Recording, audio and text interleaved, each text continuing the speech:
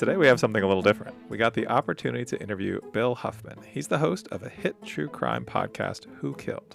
This interview is a great intro to Bill and his work. So if you haven't heard his show yet, this is a fantastic place to start. We'll come back next time and dig into some specific episodes and offer our perspective on the show. But for now, please enjoy our chat with Bill Huffman on this episode of So Much Crime, So Little Time. Jeff, do you know that we're now on Patreon, patreon.com/so much crime, so little time. Join us there if you want early access to future shows, bonus content, and also support us in making this show. We even have taken a recommendation from one of our paid members of a show that we're going to preview and do a full review on next week. That could be you. Our guest today is Bill Huffman. Bill got his start in journalism in the Cleveland area where he grew up. He's been a reporter, producer, editor, and host in radio, newspapers, TV, and for the past 6+ years, podcasting. Bill got into true crime podcasting with the series Who Killed Amy Mihaljevic, and since then he's hosted the show Who Killed, which focuses on cases that may have been forgotten over time. You might also know Bill from his work on TV as a true crime talking head for ID Discovery and the Oxygen Network. We're delighted to talk to Bill today about his work, true crime, and how he gives a voice to the voiceless through his show.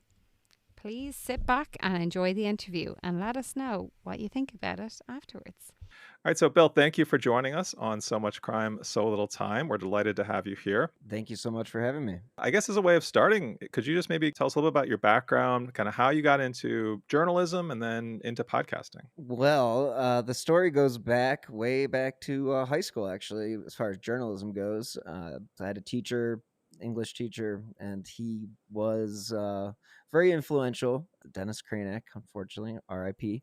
But he basically said, being a reporter, you get a front row seat to history.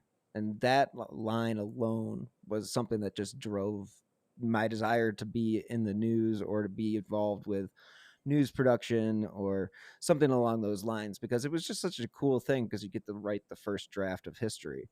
And I carried that over into college, was an A&E editor and film critic, and then eventually was an intern in news radio, and then evolved into television production, and was a news producer and investigative producer for CBS in Cleveland, and then I was a line producer for ABC in Cleveland. And I got my start in podcasting, actually. You've seen the movie Office Space, right? Oh, yeah. Mm-hmm. Okay. So you had the moment where you just kind of had it. You're just done with it. Can't deal with this anymore. So I had been laid off from my original television job. So I was working in sales and I just hated it. And I finally just had enough. And I quit and went and eventually worked in construction. Now, the joy of this was that I had free time and I started listening to podcasts. And I stumbled across a podcast called Startup. And then it was like, wait a second. The light bulb went on. And I realized, I've done radio, television, podcasting, blogging. And then I was like, wait, I can do podcasting as well. Why don't I go down this avenue? And that's when I started doing the Amy Mihaljevic investigation, where I sat down with all the investigators, her family and friends and people that had investigated the case, as authors and true crime people. And that's pretty much fast forward 7 years, and here we are talking about it. I love that. I know the tagline for Who Killed is that you want to give a voice to the voiceless. Is that how you would describe Who Killed, or like what the main goal was for it? Yeah, the idea behind the voice for the voiceless was, when I worked in news, a lot of the stories that we covered were what we see every day. The pretty blonde or the pretty brunette, abducted, gets the coverage. And then there's a lot of people that don't get the coverage just because of their occupation or the line of work they chose that isn't necessarily news friendly for the 5 o'clock news. And so they don't get the coverage that, the mom does. And Mhm. so the voice for the voiceless is, I think about cases like the Atlantic City Four, women who had fallen into drugs and prostitution. Bodies were found behind the Golden Key Motel or something along those. I forget what the name is, but it's just a serial killer for sure. And it's these women. The story doesn't get nearly the coverage that the Long Island serial killer gets. And even though those cases are also involving sex workers, it's just a more fascinating case to people, I guess. And I try to shine a light on some of the other cases. Doesn't mean I don't cover popular cases or mainstream cases, I should say, because I do cover like the Idaho Four. I've covered Delphi, Sarah Turney with her sister Alyssa. There are a lot of popular cases that I've covered. John Bonet, but again, that's the other cases that aren't familiar, like the Mhm. Patrickowskis. Yeah. And when you speak about that being your aim, was obviously going into anything like this, you have to have a target audience in mind. So your aim is to give a voice to the voiceless and put the victims who aren't in the mainstream media front and center. So did you have an audience in mind for that? And also, you have a pretty big audience at the moment.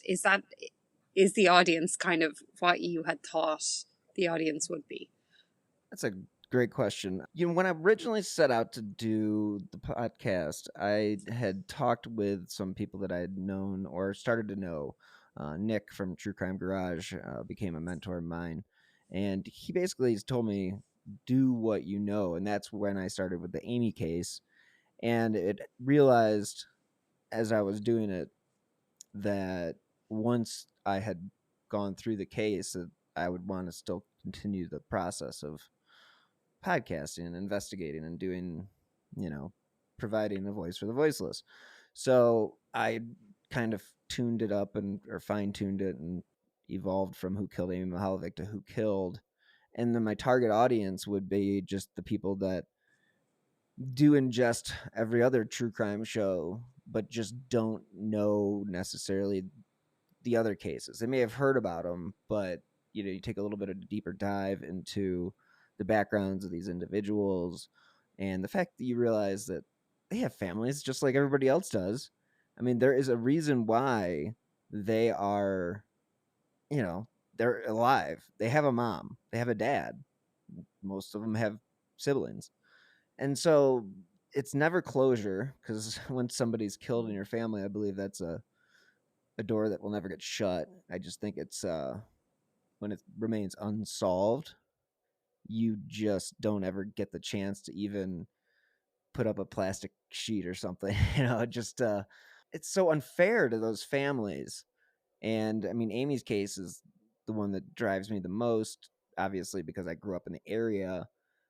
Is that a voice for the voiceless case? No, that's definitely not, because that case has been covered widely.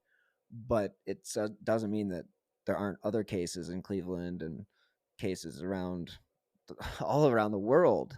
Let's be honest, that don't get the coverage that they deserve. Yeah, I wanted to talk a little bit more about that because I think one thing that was interesting to me in listening to episodes of your show is that Amy case may be more popular. And yeah, like you said, you do cover some more well-known cases.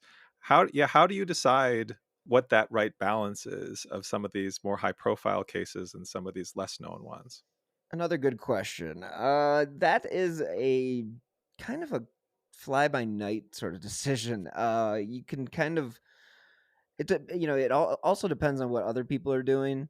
I mean, if I'm gonna do a John Bonet, like the most recent John Bonet episode I did was with Nick, and it was because the guys from True Crime Garage were doing a like 6-part series over the month of December about certain things that have come out in the 20 plus years, and basically came on to explain what they were doing. And yeah, I mean, I just that somehow sometimes dictates it. What is happening in the news sometimes dictates it. I mean, with the Idaho case, that was a clear cut. Got to bring it up. Got to talk about it because not everybody's been to college, but a lot of people have been to college, and a lot of people have lived off campus, and a lot of people have not lock their doors at night. And I mean, we've done it. I've been that person. So that case, and again, some cases they just might just hit a little bit harder to you. I mean, if something happens to you that may have happened, something happened similar to your family member, that might make it more interesting. And is there a pattern or a rule of thumb that I go by? No. So the short It's all answer, about the vibes. yeah, Bringing in the vibes. it is. And then if there's updates, that's always when you've got a catalog of 300 episodes.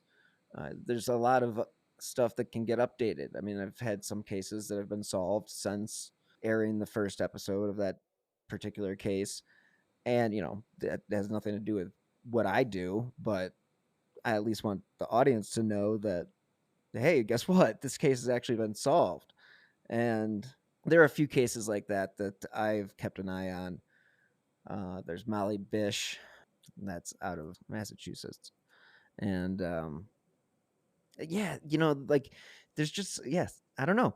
Some cases just hit you differently. They catch your heart, catch your eye. I don't know what it is. I can't explain it. And the Amy Mihaljevic case, I mean, she was, if I remember correctly, your connection there, other than being where you grew up, she was the same age as you, right? Is that right?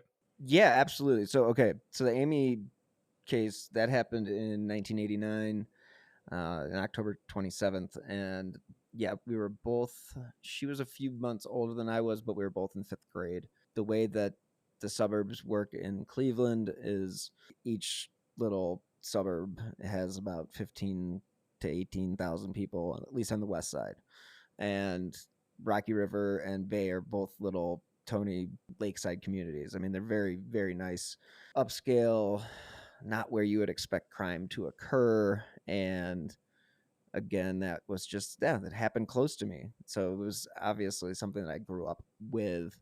And every anniversary, they'd be on the news. And when it was going on, I'd be running errands with my dad, and you'd see missing poster signs, and they'd come and talk to our school. And it was a weird time to be a kid, especially when that happened. I mean, it was only 3 miles from where I lived, so it just, that one, I don't know. I was actually messaging with James Renner, who wrote the book about her case, just yesterday, about whether or not it's going to be solved, and we both think it's around the corner.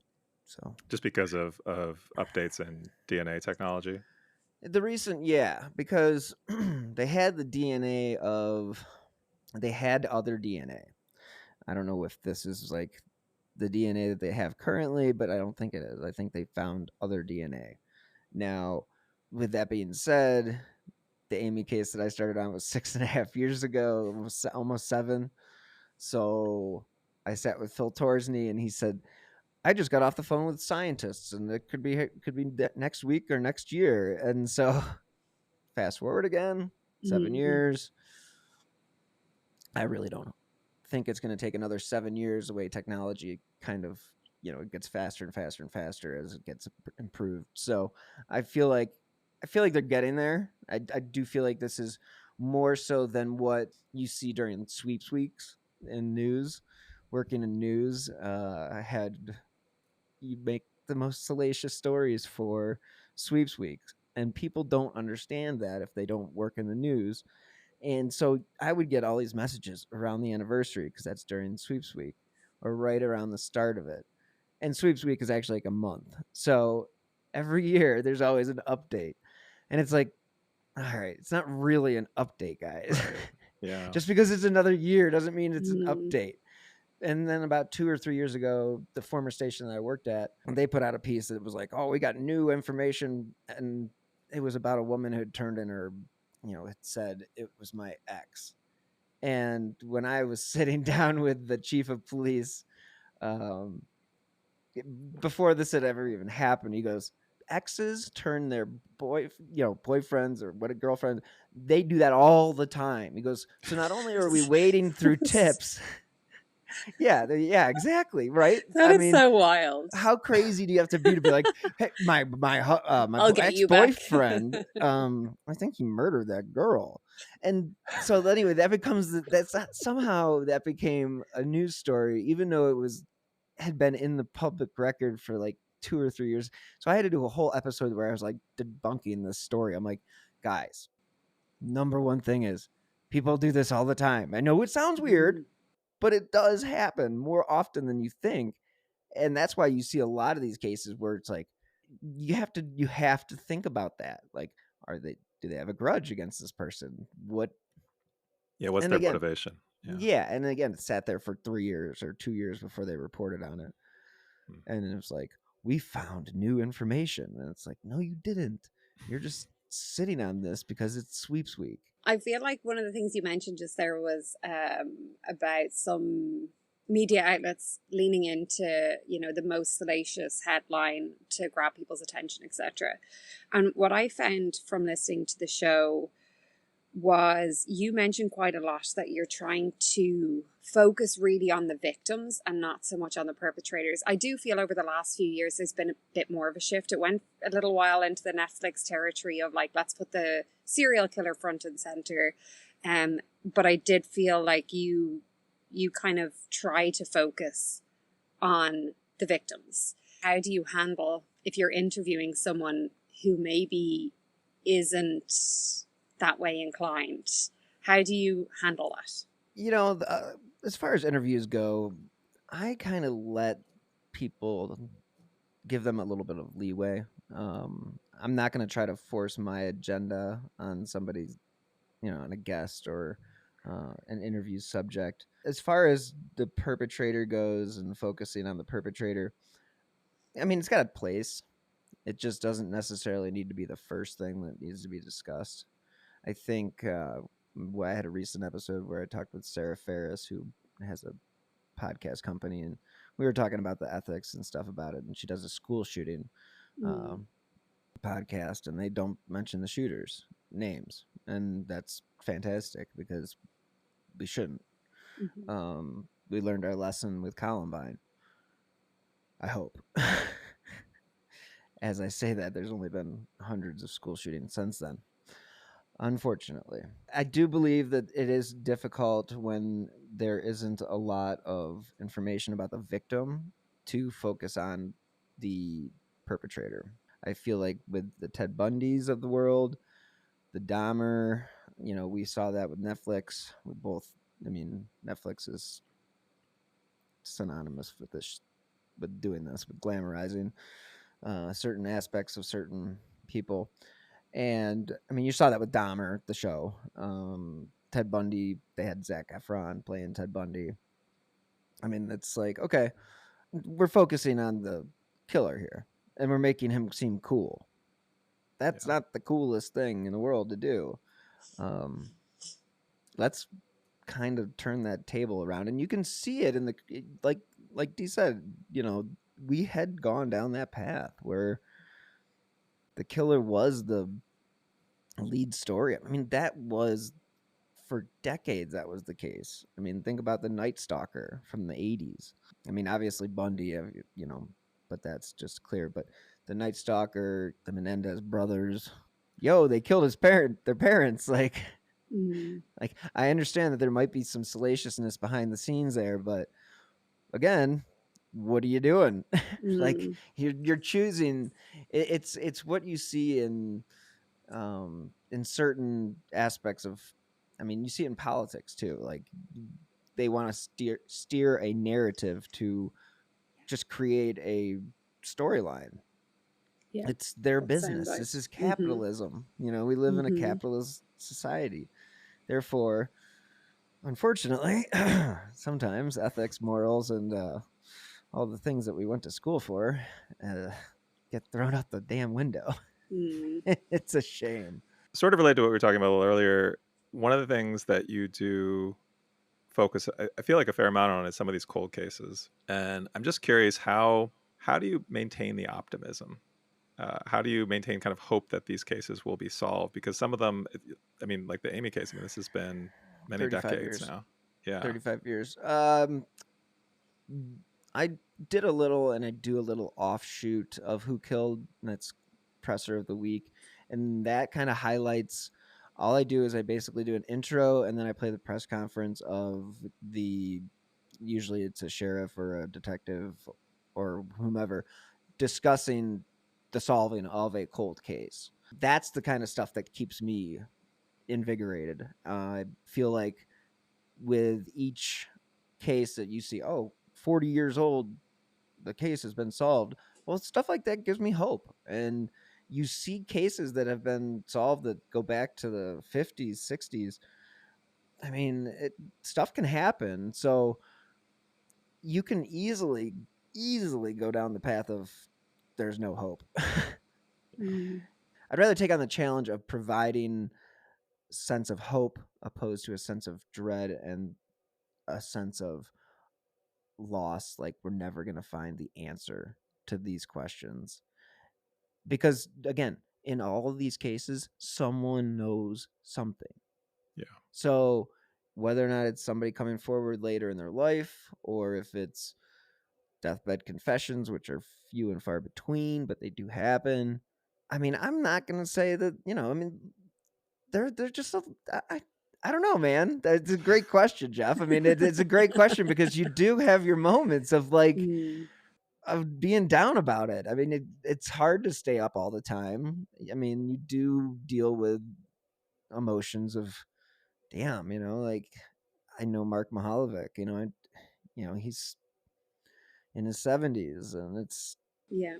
let's get this stuff solved before they aren't around anymore. And so like that kind of stuff is important to me as far as like a driving factor towards keeping it going. I mean, that's Yeah. really what it is. It's like, and I won't lie that it it does take a toll on you. Like this year has been a struggle. I lost a best friend over the summer just due to health, and it was a shock. I mean, it was like my golfing foursome buddy, and that stuff throws you off, and it's hard to focus on doing a true crime podcast. And I've taken weeks off and months off at some points where it's like you have to give yourself a mental health break. It's not that it drives you insane or makes you insane or anything like that. It's just that your life has ups and downs too. Right. And so if you start exploring all these other people's ups and downs, it compounds. And eventually you have to just kind of take a breather. And it's not a burnout or anything like that. It's just take a step back and reassess. And that's kind of where I changed my approach. Kind of felt like we were getting into the exploitation business, and I did not like feel comfortable about that anymore. It's not that I set out to do that. It was just that was the way it went. For those first few years of true crime, it was like the wild, wild west. Mm. And I mean, some shows made it, some shows didn't. Having a journalism background makes a big difference because you do think about things a little bit longer than, say, somebody who doesn't have that ethics class under their belt. Right. That makes Mm. a lot of sense. Yeah. Yeah, because it's not just about what you say, it's about what you don't say. Yeah. Not everything needs to be told. I mean, it's just, like not every detail about a crime needs to be shared. What does that do for you? What does that do for the listener? It's salacious. That's to me is, yeah, you can talk about it, but don't glamorize it. Don't, Right.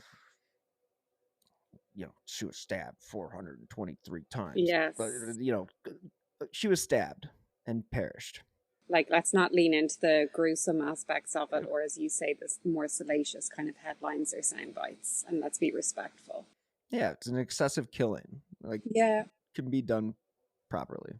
I yeah, I totally agree. I feel like that reminds me of something else that you had said. I think it was in the Gacy episode that I was listening to, where you were talking about the collateral damage from the killer as well, from the perpetrator's point of view, and how obviously that's often forgotten. I thought that was a really interesting point. I'm not sure it's something that we've really heard before. Jeff, you might correct me and remind me of things, but I feel like it was leaned into. He had siblings. His mother was still alive when this all came out, and it broke them all because it was such a shock. And I don't know, I felt like that was another way that you seem to be highlighting the emotional, the connection. For we're all just people living our lives. We've siblings, maybe parents around, friends that we think we know, and we have to have a little bit of grace for the other people involved in this as well. Yeah, the most recent case that I can think of where that is clear and present is the Long Island serial killer case. Yeah. And the daughter, she had nothing to do with any of this. She didn't ask for this. And yet there's people out there that are saying that she's macabre and she's got something wrong with her, and it's like, dude, leave her out of this. She had nothing to do with it. I'm somewhat social media friends with Carrie Rawson, and that is BTK's daughter. And yeah, that's another person that I follow who I kind of look at her as somebody who she puts herself out there. She had nothing, she didn't ask for her dad to be a prolific serial killer. I mean, before they even put that term out there. Mm. And, she went on her whole life until her dad decided that he wanted to get back into the media and just, exposed himself as the killer. She didn't ask for this. That's collateral damage. Her kids, her family, her friends, the people that knew him, the church members at the church where he wrote that letter to the news station or the undercover cop that said, you can't trace an email or whatever. It's like these people are also very much victims. I mean, I feel like, for example, I feel like the whole city of Bay Village is a victim in the Amy Mihaljevic case because it is something that has loomed over them for years and years. And it's a most beautiful place to raise a family, and widely considered one of the top 20 places in Ohio to raise a family. And to have that murder occur, especially with a young girl, it's scary, but it's also very rare. And Mm. I think we also need to do a service as true crime people to remind everybody that just because we're talking about crime doesn't mean that crime is running rampant. Yeah. It's not. That's not the case by any stretch. I mean, the peak of serial killing was the 70s, 60s, 70s, early 80s, and you can find a whole various or myriad of reasons for that, from highways to lack of internet, Right. to lack of cooperation between police departments. Mm-hmm. But yeah, you think about it. I mean, before Wrestler and Douglas coined the term, that was 1979 or 78. Mm-hmm. I mean, you're telling me serial killer? Yeah, we all know serial killers have been around for a long, long time. Yeah. So but I will say this about that. That is one of the things. Serial killers are a fascinating thing to people of like just normal people, because people are like, how can someone do that? And so And you can also, how can someone, their family or the people they're closest to, not know? I think that's what the scariest thing is for people, that people kind of lean into, is like, would I know? And did their families know? And did their closest? Yeah, I mean, it makes me think of Richard Kuklinski, the Iceman. He was the hitman for the mob that they actually did a movie. There's a couple great actual live interviews that he did with psychiatrist when he was in prison. Those are on HBO. But yeah, like, I mean, he lived basically two different lives.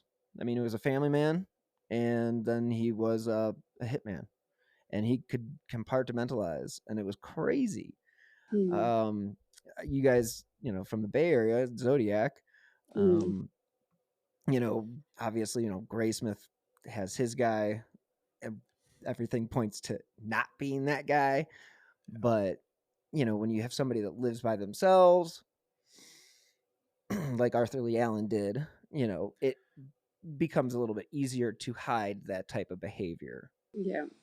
Now, like I was saying with Kuklinski and many others, I think those are just people that are just they're the definition of sociopaths, and that's being able to be one way at one moment and be another way at another moment, and then when you have to be normal, you can be normal. I mean, Ted Bundy lost it. Like, he got too crazy at the end. That's why he got caught. You were talking a little bit about how, man, this topic of serial killers, I think that is something that is very fascinating. There's just so many questions around it, but it's also maybe disproportionately represented in true crime. 100%. As you're creating your show, so I know you talked about kind of going with the vibes, but when you look back on the episodes that you've done, it seems like you have a nice mix of types of cases, types of stories, whether it's the more well-known cases or the lesser-known cases, but also the format of your show. I think you've got these interviews, you've got these updates, you've got these ones where you're doing just a lot of journalism. There's a lot of reporting in it. I'm curious about the audience reception, but also just curious, you as the creator, where do you find the most rewarding? Is it doing, like, coming back to a story? Is it interviewing people close to a story? Is it doing the kind of initial journalism, reporting, investigating? I'm gonna say all of the above, but I thought that might be the answer. I'll say that the one outweighs the other, and that is the updates. When you can provide an update for a cold case that has been solved, that's the best. And then the second best is like a good solid interview with somebody close to the case. I mean, I feel like my interviews with Kelsey German of the Delphi, Yeah. those were pretty emotional conversations. And when you talk to somebody so close, she dropped her sister off that day, so close to the situation, it makes you appreciate the situation even more. And it does give you more empathy towards these situations. And I think those interviews and doing those particular sets of interviews, like with Sarah Turney and with Kelsey, and they change you. They changed me as far as how I approached my show, because that was the turning point for me. It was when I really got to sit down with, like, again, I had already interviewed Mark Mihaljevic, and I'd done that and stuff like that. But once I had moved into a weekly show, it became harder to do all the deep dives. So when you get the opportunity to speak to a family member, it gives you a whole new perspective on what it is that you're doing. And you realize, oh shoot, I've got a big platform here. Maybe I should be more conscientious of what I'm doing, and let's not just put out stuff to put out stuff. Let's focus on some other things. And I'm still in the process of evolving my show. I mean, it's not a set thing, again, like you mentioned, I do interviews, I do these other sort of deep dives and family members. But it's like, it's about finding that balance. We talked about that earlier, and that's where I find myself. I'm looking for balance. I feel like I'm getting there, but it does feel like for a while it was going a bad direction. And I talked about that about CrimeCon and stuff like that, and where that was like, oh, this is like Comic Con is like, fun and games and that. And so now we're gonna have CrimeCon, and that's. And so it was kind of fun and games for the first couple of years, and now it's become much more of an advocacy thing. Is it a business? Yes. I'm not dumb, but so is everything. And the greatest thing about it is it gives people an opportunity to share their stories. And I still have people that I need to reach out to and discuss. They bring their own missing person flyers and they hand them out. There's a wall similar to, like, after the World Trade Center came down, of missing people. It seems like you've used CrimeCon to really meet a lot of people who then you bring on your show. I wanted to talk. Kelsey German was one of the, I think, the first ones of your show that I listened to, that interview with her, and this is the Delphi case, which was from Indiana, I believe, Correct. about two little girls, young girls, who were murdered, and Kelsey was the sister of one of them. And when you spoke with her, I don't remember what year that came out, but that, I mean, she's not that old now. I want to say she was in college age, maybe. She was a freshman in college when I had her on, so she was pretty young. It seems like that would be a difficult interview to prepare for. I mean, she's out there kind of advocating for this case. Yeah, how did you prepare for something like that? When it comes down to something like that, you really can't prepare. You go in with your hands down and you let them. I mean, you want to be able to obviously steer the conversation, have a conversation, not let it just wallow in the wind, but you also don't want to step on what they may want to say. So when I have somebody on like that, she's got her story to tell. Nothing I'm going to say is going to add to anything. I'm not going to make the story any better. It's a tragic story. It's her story to tell. That's where I sort of prepare. I prepare it as if I'm I guess a therapist, and I'm coming in and tell me what's going on. And I've been in therapy for 30 some odd years, so I can say that. And my therapist and I have had the same therapist for that same amount of time, and I have no problem sharing that, because I think a lot of people are, they still have a stigma against whatever therapy or mental health, and so it's like, I don't care. I've been in it, and it's been wonderful for me. And so with his approach to me is somehow I've kind of taken that approach and applied it to certain interviews. And that is when it comes to interviews like Kelsey, where it is very, very raw emotion. And you really just have to listen. And that's the best thing you can do. And then if you're sitting there waiting to answer or ask your next question, you're not listening. Yeah. So I don't write out a list of questions. I write out like some bullet points that I'd like to cover. I'll check them off, if they're covered one way or the other, whether it's I brought them up or she brought them up, or that's pretty much all I'll do in those types of cases, because that is really, again, like I said, you don't want to step on their story. It's their story. And I've had survivors on as well. And again, that's another situation where you just let them tell their story. You can ask them questions, because obviously they're putting themselves out there, but you don't want to be the story. They're the story. Yeah. And I think that should go for all shows where, television news and beyond, that the host isn't necessarily the star of the show. I mean, Mm-hmm. yes, that's the name of the show, but doesn't mean you need to be the one that gets the sound bites. Like, you should be giving that to the person that you're interviewing.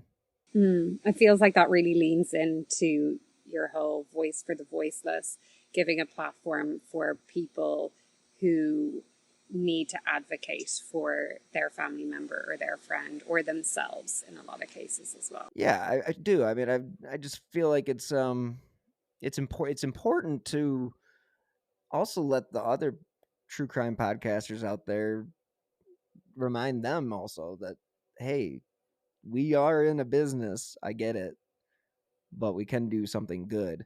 And I've mentioned this before, and it's like, the guys from True Crime Garage are extremely successful, and they deserve everything that they've earned. But they've also been able to give back, and they've provided money. They've created the Porchlight Project, which provides money for DNA testing for families.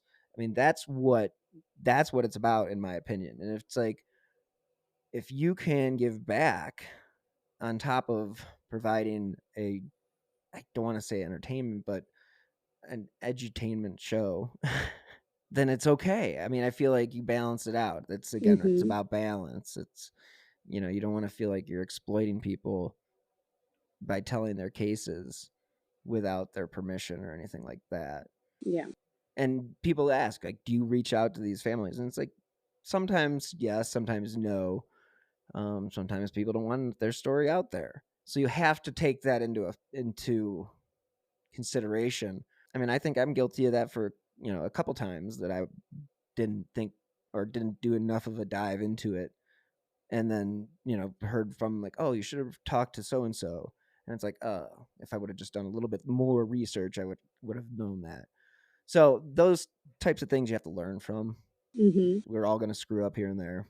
I would love to know, we've spoken a lot about balance. I would love to know how you balance out absorbing a lot of true crime, you know, a lot of research, a lot of interviews. What's your go-to light entertainment?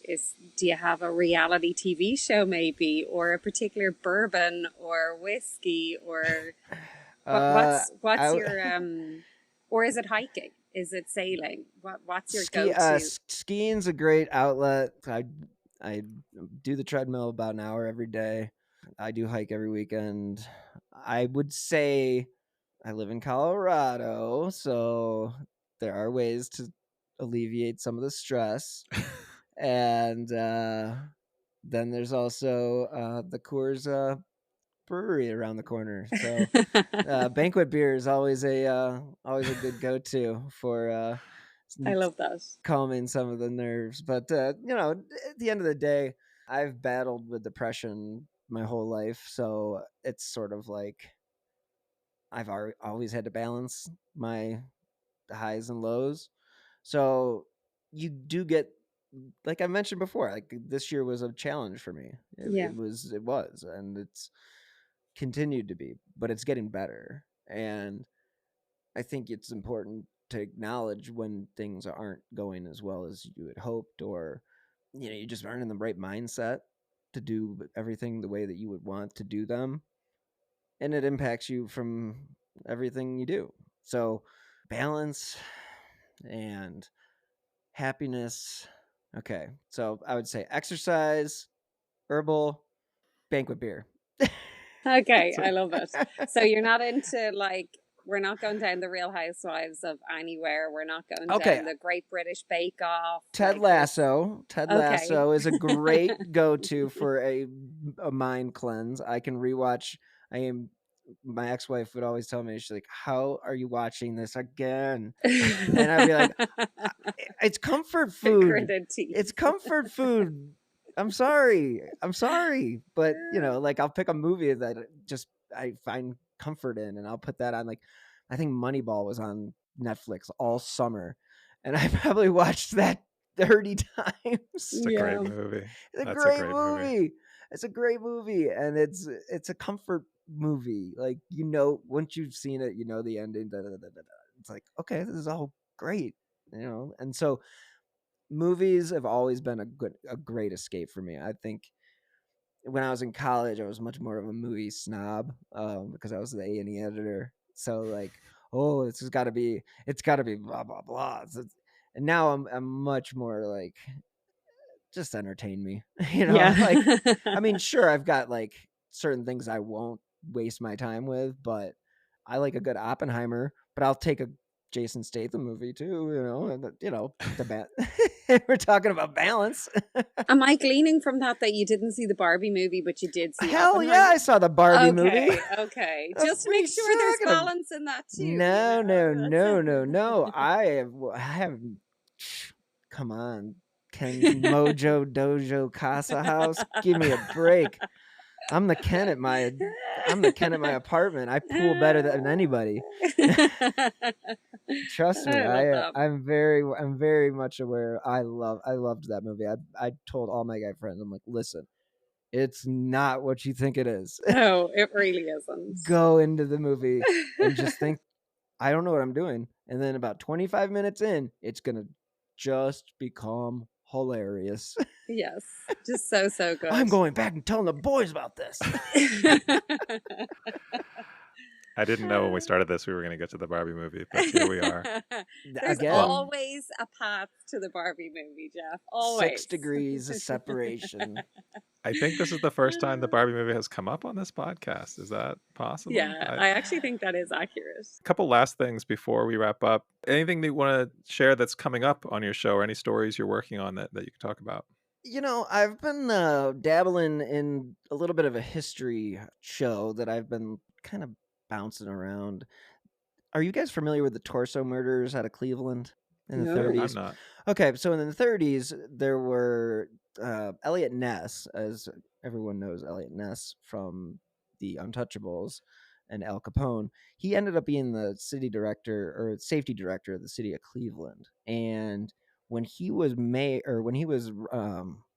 director, there was a string of serial killings, and they were very similar to like how Elizabeth Short, the Black Dahlia case, where she was like dissected or whatever. This was like a similar type of case where all these bodies were found and they were cut very specifically, so it was like suspected that it was a doctor or like a student or something like that, because the way Cleveland is a very big medical hub, so like that wouldn't have been a far stretch. But at the end of the day, Elliot Ness was never able to find the killer. There's some talk that he did, and then he made a deal with the senator because it was the senator's brother, and the killing stopped, but he never got credit for it. Ran for mayor, lost, ended his life penniless, and he was an alcoholic. Just ironic. But the craziest part about it is 10 years before, in Newcastle, Pennsylvania, there were something called the Marsh murders. Now, what connects the Marsh murders to the Torso murders is a 100-mile train line that goes directly from where the bodies were found in Cleveland to where the bodies were found in Newcastle. So are they connected? And Elliot did go, and they met with the Newcastle police, the Pittsburgh police, and because that's Western Pennsylvania, and it's just very interesting because they were very similar types of killings. Again, how many serial killers are really out there? Like we talked about earlier, that you mentioned it. They do get too much of the percentage, even though they make up the smallest percentage. Right. So what are the chances that there was 2 different people committing basically the same exact types of killings 10 years apart? And I mean, it's not impossible to think that this was the same person. So I'm sort of bouncing that back and forth and trying to find a nice. So I'm going to do like probably like a 6-parter on that. I don't know, 4 or 5, 6. It depends on what I get and who I can get on the show. This has been a lot of fun, though, Bill, and I really appreciate you taking your time out of your day to chat to us. Yeah, this was really wonderful to talk to you today. I learned a lot. I thought this, and I've really enjoyed listening to your show, and really appreciate you putting out this really great content. No problem. Thank you so much for having me. I really appreciate it. We hope you enjoyed our chat with Bill. You can find Who Killed wherever you get podcasts. There's also a link in our show notes. On Friday's episode, we'll do a preview of Who Killed, where we both choose a selection of episodes and discuss the crimes, the format, the host, and what we were left wanting. Not sure if you could tell from this interview, but we definitely have some thoughts to share. That's next time on So Much Crime, So Little Time.